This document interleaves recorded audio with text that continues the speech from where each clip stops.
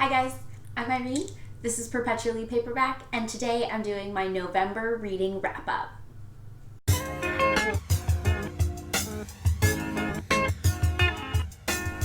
So I read 5 books this past November. Actually, first off, I hope everyone had a good Thanksgiving.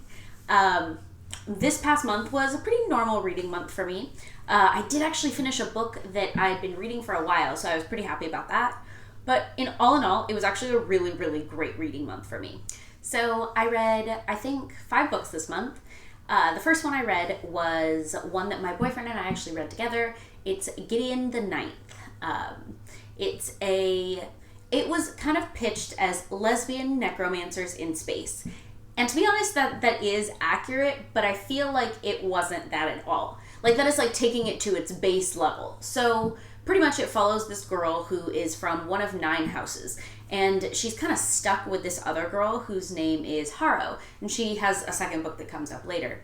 But basically what ends up happening is that they end up constantly fighting with each other, and they kind of have a very tumultuous relationship. Well, pretty much through something that takes place, Gideon is forced to be the protector of Igharo in this like diplomatic thing that she's been called to. So she and the people from the rest of the houses, and it's not quite 9, because there's no one from like 1, and then there's another house that also is not there that I don't remember. But anyway, so they all end up in this type of thing that's like, it's kind of like a Hunger Games style thing, if you will.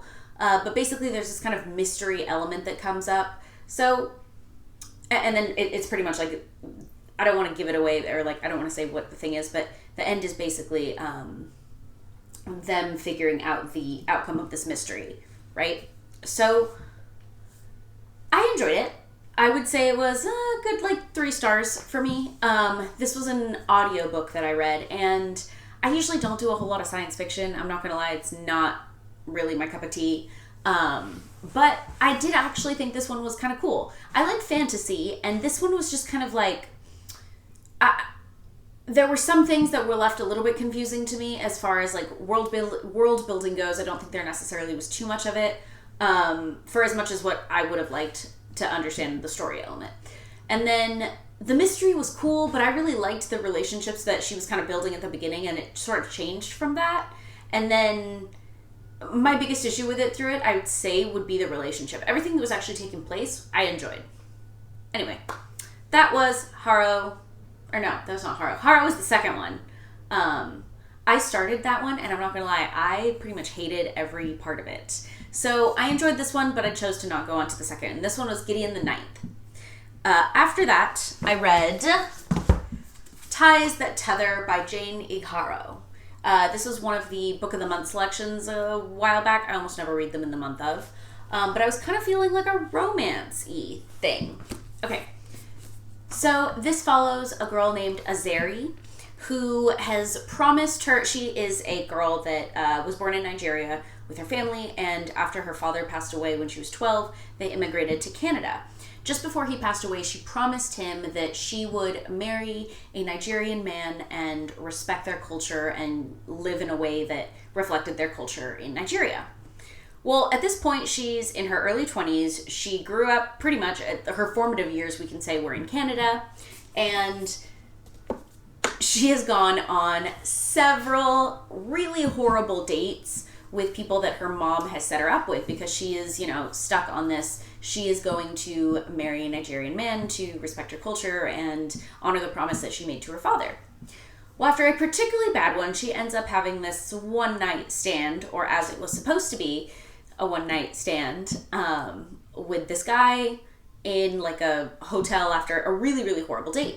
And it goes really well. Well, anyway, down the line, this person ends up coming back into her life, and the story kind of continues from there, and it's a question of like what she needs to do. She obviously begins to have a relationship with this other person through something that happens, and a lot of people actually had an issue with that. This is going to be a spoiler for anyone that doesn't want to know what the thing is that takes place in this one. I don't think it's necessarily super spoilery, but there's a question of whether it could have been like an accidental pregnancy. And a lot of people don't necessarily like that trope, so it's kind of why I bring it up. For me, I thought it made sense for the character as far as like the question in the story is she going to stick with her culture, or is she going to have a relationship with this other person? And because of that element, I think, the pregnancy element, I think that's what would have pushed her to kind of defying the original thing more so. So I guess for me, it worked for the story. I didn't have a problem with it, essentially. But that was one of the things that I heard people had really big issues with on that book. And for me, I don't know, it did not make it for me. I enjoyed it. I would say this was a 4-star read. I wanted something that it was fun, it was fast, I liked the characters, I liked the elements. Yeah, I just really enjoyed this one. This was a solid read. Okay, after that, I finished a book that I've been reading for months and months and months, and this is actually a buddy read that I'm doing with a friend, so I'm not going to say too much about it, but it is my Dark Vanessa. You can see I have it like all tabbed up. I haven't annotated a book in a long time. So, my Dark Vanessa, and I'm pretty sure I haven't said any of the authors' names in any of these, so I'm going to list all of that information in the description below for this video. Yeah. Anyway, so this is my Dark Vanessa by Kate Elizabeth Russell. And this is the story of a young girl named Vanessa Y. Living in Maine. And she goes to this like very high-end boarding school. So she ends up having a relationship with this teacher. And the whole book is kind of her coming to terms with this thing that she originally saw as like a beautiful relationship with love turn into like more of what it actually was, of, you know, him grooming her, preying on her, and kind of the trauma that she experiences as she's going through that. And it's told in a really cool way. I mean, for me, this was absolutely 5 stars. I loved it. I loved it all the way through. I'm actually really glad that I read it super slowly because I was able to take it in. One of the most beautiful elements about it, like, it's very difficult to read and there's a lot of difficult things in it, but the writing itself is really beautiful and it's done with care. It talks about a lot of things and it brings up a lot of issues, but it does it in a way that's not like grotesque, I suppose, even though it's talking about things that are very uncomfortable and horrible, really. But yeah, just it's such a huge character study. It's gorgeous. It's one of my favorite things. I love emotional literary fiction like that, and it was just absolutely outstanding. Absolutely outstanding. I can't say I have like nothing good to add here because mostly everything has been said, and it's just, I'm going to talk about it more when we do our buddy talk. Anyway, moving on. So after that, I read Marrying Winterborne by Lisa Kleypas, and that is part of the Ravenels series. It is the second one. So I've read other series of hers. This one is one I'm going to say like disclaimer on it. You may want to read the first one first, and I read it last month. It was Cold Hearted Rake, also by Lisa Kleypas, obviously. But this one literally picks off, like, I commend the author because I love when a series literally picks up where the last one left off. But if you didn't read the first one, you might be a little bit lost on this one. I found it a lot more enjoyable after having read the first one and having already a relationship with these characters. So it follows Helen Ravenel, who had this like weird thing in the last book with Reese Winterborne, who is this like department store magnate and absurdly wealthy.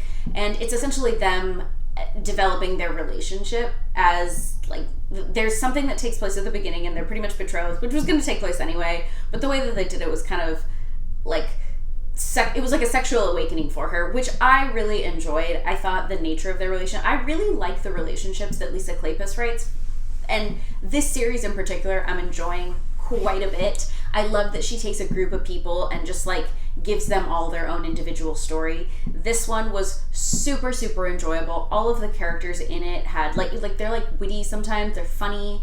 There wasn't anything in this one that bothered me. Also, one thing I really liked about it is Reese employs a lot of women, which is not normal for the Regency or like the Victorian era, basically. And I thought it was really progressive and done in a really cool way, and just very much because he's like a man of the people. Like, he is not going to, obviously he always wanted to be a blue blood and that's what he's looking for. There was also something that I didn't expect in this one. It was like a father situation that I thought was really cool. So anyway, I really like that one. That was probably a 4-star for me. They're all really formulaic and like the issue in this one could have literally been resolved if they'd had a conversation. But you know what I'm going to say about that? I feel like that's like literally all of them, and it doesn't ruin it for me.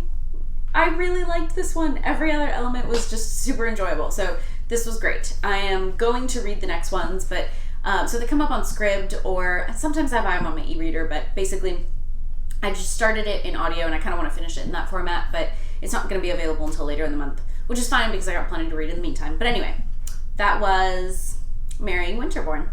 After that, I read Beartown by Fredrick Backman.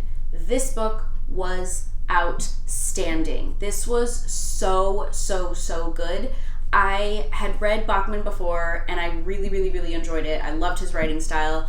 I don't know why I waited so long to read it, but I'm a super mood reader. So if I'm not in the mood for something, I usually let it go because I know when I am ready for it, it will be beautiful and I will just enjoy it so much more that way. And that's kind of what happened with this one. All of a sudden one day I just like couldn't stop thinking about it, and I don't know why I read that before Anxious People, which I got fairly recently also, but I really wanted to read this one and just kind of see how it was, and it was everything and then some.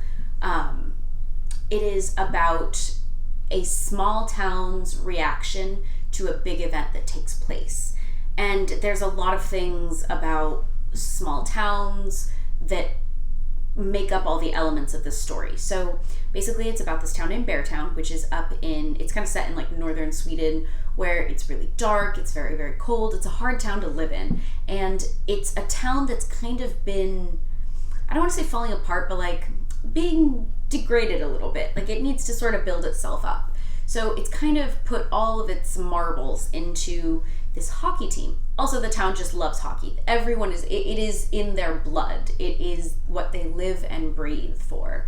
And they're basically hoping that this junior team is going to win a championship so that they can start kind of a hockey camp in that town and sort of bring in more people, more revenue to kind of rev up the town. But these are like 17-year-old kids, right? So it's like they're having a lot of, actually no, it's like the junior one, so I think they were like younger. They're in like 15, 16, kind of in that general range. Anyway, so it's the boys' perspective, it's the parents' perspective that are playing because they are a part of it and their lives are all intertwined, and the people that run the establishments and just the different characters throughout town. And if you've ever lived in a small town, it's so relatable because there's just such a sense of like community that you get with that. And this it was amazing.